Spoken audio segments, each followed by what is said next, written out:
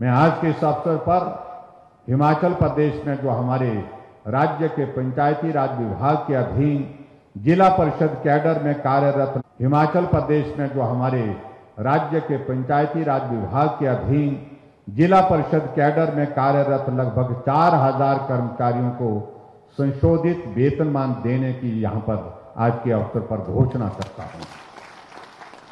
और उसी तरह से पंचायत चौकीदार पंचायत में बहुत महत्वपूर्ण सेवाएं दे रहे हैं, इसलिए हर साल उनके मानदेय में वृद्धि की जाती है। और हमारी सरकार ने इस वर्ष के बजट में पंचायत चौकीदार के मानदेय में 900 रुपए की जो प्रतिमाह की वृद्धि की है, जो आज तक की सबसे ज्यादा वृद्धि है। इसके साथ ही पंचायत चौकीदार के मानदेय में हमारे कार्यकाल में 57% वृद्धि हुई है, जो लक्षणीय है तथा उनके बेहतर भविष्य के लिए मैंने अपने बजट अभिभाषण में पंचायत चौकीदार के लिए एक पॉलिसी बनाने की घोषणा की थी, जिसके फलस्वरूप आज मैं यह घोषित करता हूं कि जिन चौकीदारों ने लगातार 12 साल तक अपनी सेवाएं दी हैं, उन्हें दैनिक वेतन भोगी बनाया जाएगा। ये भी हमने आज के इसमें तय किया है और मैं सभी को उनको शुभकामनाएं भी देता हूं। भाई और बहनों, इससे आगे बढ़कर के हिमाचल प्रदेश सरकार द्वारा सरसों का तेल गरीब जो NFSA का हिस्से का आता है परिवारों को 134 रुपए प्रति लीटर तथा APL के परिवारों को 139 रुपए प्रति लीटर तथा रिफाइंड तेल गरीब परिवारों को 122 रुपए प्रति लीटर तथा APL परिवारों को 127 रुपए प्रति लीटर की दर से दिया जा रहा है। प्रदेश सरकार द्वारा खाद्य तेल पर APL परिवारों को मुबलिक 5 रुपए तथा गरीब परिवारों को मुबलिक 10 रुपए प्रति लीटर का अनुदान दिया जा रहा है। अतः आज इस पावन अवसर पर जहां पूरा देश अमृत महोत्सव मना रहा है और हिमाचल प्रदेश अपने गठन के 75 वर्ष मना रहा है, खाद्य तेल पर दिए जा रहे अनुदान को माह सितंबर 2022 से मार्च 2023 तक 7 माह के लिए दोगुना करना की घोषणा करता हूं और मुबलिक 5 रुपए से बढ़ा करके 10 रुपए प्रति लीटर तथा उसी तरह से गरीब परिवारों को 10 रुपए से बढ़ा करके 20 रुपए प्रति लीटर जो है करने की घोषणा करता हूं। और मैं समझता हूं इससे बहुत जो गरीब परिवार है उनको बहुत बड़ी एक राहत उस दृष्टि से होगी। और इसी तरह से आज के इस अवसर पर मुझे यह बताते हुए प्रसन्नता हो रही कि राष्ट्रीय शिक्षा नीति 2020 के अनुरूप प्रदेश में अभी तक 5000 राजकीय विद्यालयों में लगभग 50,000 बच्चे प्री प्राइमरी की शिक्षा ग्रहण कर रहे हैं।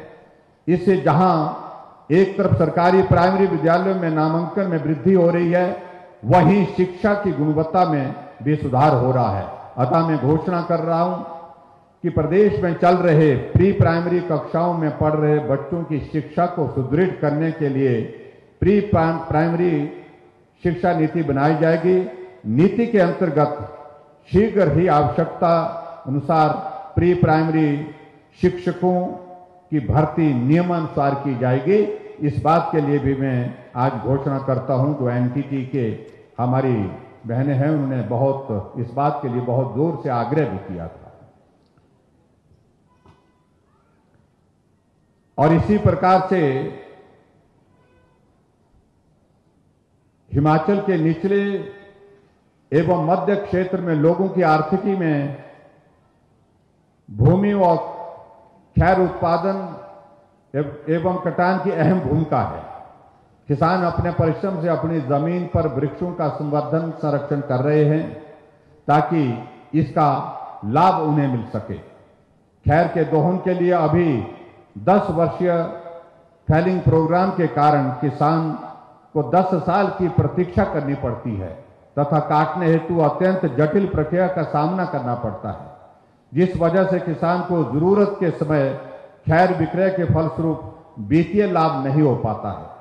किसान हितैषी प्रदेश सरकार ने इन कठिनाइयों को ध्यान में रखते हुए निजी भूमि से खैर कटान की प्रक्रिया को सरलीकरण करने का निर्णय लिया है, जिसके अनुसार अब किसानों को 10 वर्ष की प्रतीक्षा नहीं करनी पड़ेगी तथा आवश्यकता अनुसार बाजार में खैर बेच पाएंगे। प्रदेश सरकार द्वारा किसानों के हित में पहले से ही वृक्षों की 19 प्रजातियों को 10 वर्षीय कार्यकाल से बाहर किया जा चुका है तथा अब यह निर्णय लिया गया है कि खैर को भी 10 वर्षीय कार्य प्रणाली से बाहर निकाला जाए। उक्त खैर कटान में माननीय सर्वोच्च न्यायालय का 10 वर्षीय फैलिंग प्रोग्राम के बारे में आदेश है। अतः 10 वर्षीय पातन कार्यक्रम फैलिंग कार्यक्रम 10 वर्षीय फैलिंग कार्यक्रम से छुटकारा पाने हेतु राज्य सरकार माननीय सर्वोच्च न्यायालय में अपील भी दायर कर रही है। और इसके साथ साथ में भाइयों और बहनों, प्रदेश में इस समय 2,25,000 कर्मचारी कार्यरत हैं, जिसमें सार्वजनिक क्षेत्र में उपक्रमों के कर्मचारी भी शामिल हैं। इसके अलावा पेंशनों की कुल संख्या 1,90,000 के लगभग है, जिसमें सार्वजनिक क्षेत्र के उपक्रमों के पेंशन भी शामिल हैं।